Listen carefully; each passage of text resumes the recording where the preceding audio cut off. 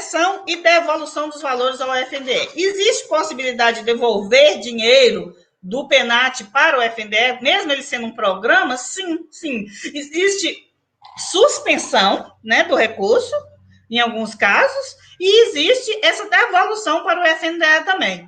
Quais os casos que requer devolução para o FNDE? Por exemplo, se o município faz depósitos indevidos na conta do PENAT, né, havendo uma fiscalização ali, eles podem pedir devolução desse dinheiro. Pode ser acontecer de uma execução indevida.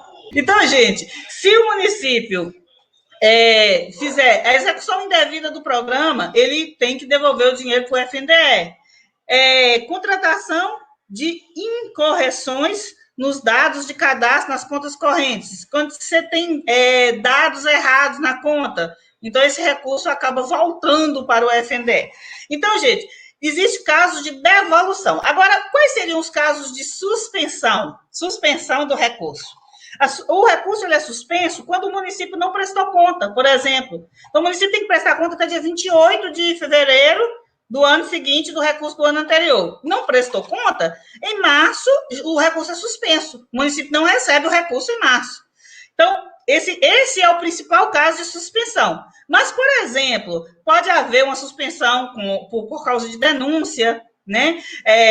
Uma denúncia ao Ministério Público, o Ministério Público vem e pede para suspender o recurso para verificar as incorreções. Pode haver um caso também de o TCU faz uma análise da prestação de contas, identifica lá várias irregularidades, dá um prazo para o município corrigir. O município não corrigiu, suspende também o repasse, até que o município corrija. Então, são esses casos aí de suspensão ou devolução para o FNDE. O conselho que é responsável pelo PENAT é o CAC, que é o mesmo conselho que avalia o Fundeb. Ele tem um nome grandão, assim, mas, resumindo, é o CACS. Lá no site do FNDE, tem um link lá que é CACS, que é onde você insere todos os membros desse conselho. Regularizou, não pode deixar vencer o mandato para poder você fazer reunião de eleição e posse da nova diretoria, porque se você demorar, você corre o risco de ter os recursos suspensos. Então, você tem que manter o conselho em dia. Um mês antes do conselho vencer, vocês já têm que estar procurando a Secretaria de Educação e pedindo para os secretários, olha, vamos regularizar o CACS aí, não vamos esquecer não, porque senão o CACS aprova as prestações de conta, o CACS acompanha a execução do recurso e nós precisamos dele em dia. Então, quando ele vencer, você já vai ter o CACS regularizado sem problema nenhum. Basta regularizar? Não, tem que alimentar o sistema, tem que ir lá no FNDE, inserir todos os membros, mandar a documentação para o FNDE. O FNDE, nos últimos anos, está ruim para resolver, a gente manda a documentação, demora demais. Então, tem que começar com certa antecedência. Por quê? Porque também a demanda é muito grande, né, gente? São muitos municípios. Então, nós temos que nos prevenir. Isso aí é a prevenção de riscos na gestão de convênio. Lembra que eu falo disso aqui? Falei algumas vezes? Então, tá. Qual é a função do conselho? O conselho, ele é monitorar e fiscalizar a execução do recurso, monitorar e fiscalizar os ônibus escolares, analisar a prestação de contas, aprovar a prestação de contas ou não aprovar, né? Mas ele tem que analisar, ele dá um parecer lá na prestação de contas, ele responde a execução do programa, como é que o município está executando o programa lá dentro do site, onde ele dá o parecer da prestação de contas, ele responde também um questionário sobre a execução do programa, se o programa está sendo executado corretamente ou não, né? O município presta conta no SIC-PC e o conselho dá o parecer no CIGEICOM. Então, o conselho é isso. A prestação de contas. A prestação de contas, gente, tem que ser feita até dia 28 de fevereiro de todos os anos, né? Em relação ao recurso utilizado no ano anterior. Uma pessoa me perguntou esse dia, Adriana, mas a prestação de contas do ano passado foi feita em julho. Tem que ser feita até dia 28 mesmo? Falei, tem que ser feita até dia 28. Por quê?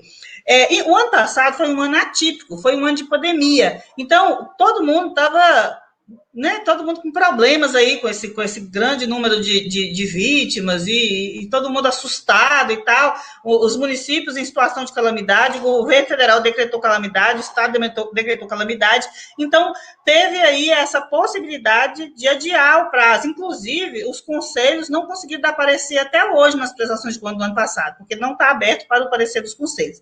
Todo mundo trabalhando, né, home office, então dificultou isso aí, mas esse ano não tem nada ainda, não saiu nenhuma resolução, porque o FNDE libera as resoluções adiando os prazos. Esse ano não teve nenhuma resolução ainda adiando prazo nenhum. Então, nós temos que nos preparar para prestar conta até dia 28 de janeiro. E, para isso, a gente já tem que estar preparando. A gente já tem que estar colhendo documentação na contabilidade, solicitando extrato na tesouraria. Então, a gente pedindo processo licitatório na licitação. Então, você precisa juntar a documentação de despesa, né? Você precisa de uma razão de bancos. Essa razão de bancos você pega junto com lá na contabilidade. Com ela, você vai pedir alguém da contabilidade que faz a prestação de conta para a Câmara levantar para você os empenhos, ou você mesmo vai lá e levanta os empenhos, conforme a razão de bancos. Você solicita na tesouraria os extratos bancários do dia 1º de janeiro a 31 de dezembro do ano de 2020, da conta corrente e da conta de aplicação, mês a mês, você precisa deles dessa forma. E aí você senta numa planilha com Excel e faz o resumo da prestação de contas. Depois que você fez o resumo da prestação de conta, a receita bateu tudo certinho, receita e despesa, você vai para o SIC-PC lançar essa prestação de contas lá. Né? Você já conferiu nos empenhos, já conferiu nos extratos, aí agora você vai lançar no SIC-PC. Lá no SIC-PC, você tem onde lançar informações sobre os processos licitatórios, né? As abas são interligadas. Depois que você lança os processos licitatórios, você vai lançar as notas fiscais, as despesas, e depois você lança os pagamentos. Né? Então, você precisa de ter essa documentação em uma pasta e arquivada no município, né? Lógico. Para você, se possível, se posteriormente vier uma diligência, você ter a documentação ali para responder.